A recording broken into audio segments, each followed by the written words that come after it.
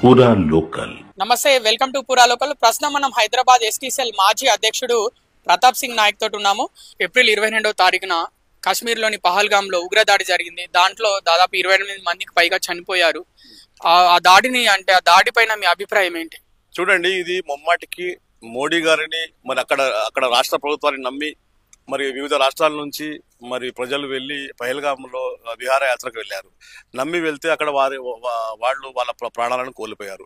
నేను చెప్పడం ఏంటంటే భారతదేశ ఇంటెలిజెన్స్ ఆ సమయంలో ఫెయిల్యూర్ అయిందని నేను భావిస్తున్నాను. ముఖ్యంగా భారతదేశంలో ఏమైనా జరగబోతే ముఖ్యంగా ఇంటెలిజెన్స్ ఒక సమాచారం ఇస్తుంది. మరి ఆ సమాచార లోపం ఎందుకు జరిగింది? ఇంకో విషయం, అక్కడ రాష్ట్ర ప్రభుత్వము మరి వారం రోజుల క్రితమే చెకింగ్ అవుట్ పోస్ట్ ని ఎందుకు ఖాళీ చేయించారు?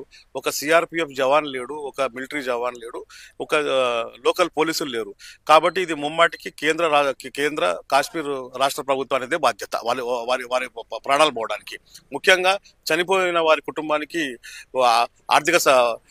వారికి ఆర్థిక సహాయం కూడా చేయాలని నేను కాంగ్రెస్ పార్టీ తరఫున డిమాండ్ చేస్తా ఉన్నాను. Thank you. సరిపోయింది. త్వరలో అమర్నాథ్ యాత్ర కూడా ప్రారంభం కాబోతుంది. మరి మీరు కాంగ్రెస్ పార్టీ తరఫున ప్రజలకు ఏం చెప్పాలనుకుంటున్నారు కాశ్మీర్ గురించి, అమర్నాథ్ యాత్ర గురించి? ఖచ్చితంగా మనము హిందువులం కాబట్టి ఖచ్చితంగా అమర్నాథ్ యాత్రకు వెళ్ళవలసిందే. ఆ యాత్రను విజయవంతం చేయవలసిందే. ఈ భారతీయులు ఎవరితో భయపడరని చెప్పేసి ఇంకోసారి చాటి చెప్పాల్సిందే. ఇక్కడ ముఖ్యంగా నేను చెప్పడం ఏంటంటే, ఇక్కడ మన పాకిస్తాన్ మీద మన భారతదేశ ఆర్మీ చాలా ధీటైన జవాబు ఇస్తుంది. దానికి నేను మోడీ గారిని కూడా కృతజ్ఞతలు మా కాంగ్రెస్ పార్టీ తరఫున చెప్పబోతా ఉన్నాను. ఇక్కడ ముఖ్యంగా ఏంటంటే, కొంతమంది ఆర్మీ జవాన్లు, మాజీ ఆర్మీ జవాన్లు, కొంతమంది అక్కడ టూరిస్టులు, కొంతమంది అక్కడ సామాన్య నాగరికులు వేసే ప్రశ్న ఏంటంటే, ఆ సమయంలో ఇంటెలిజెన్స్ ఎందుకు ఫెయిల్ అయింది? ఆ సమయంలో మరి పోలీసులు, సిఆర్పిఎఫ్ జవాన్లు ఎందుకు లేరు?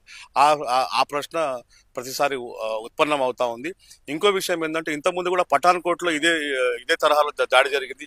మరి ఇది ఎన్నికల సమయంలోనే ఎందుకు జరుగుతుందని కొంతమంది భారతదేశ నాగరికులు భావిస్తా ఉన్నారు. మరి ఇది భారతదేశ సమాజంలో ఇది మంచి మెసేజ్ కాదు. దీని మీద కూడా కొంచెం ఎంక్వైరీ జరగాల్సిన అవసరం ఉంది.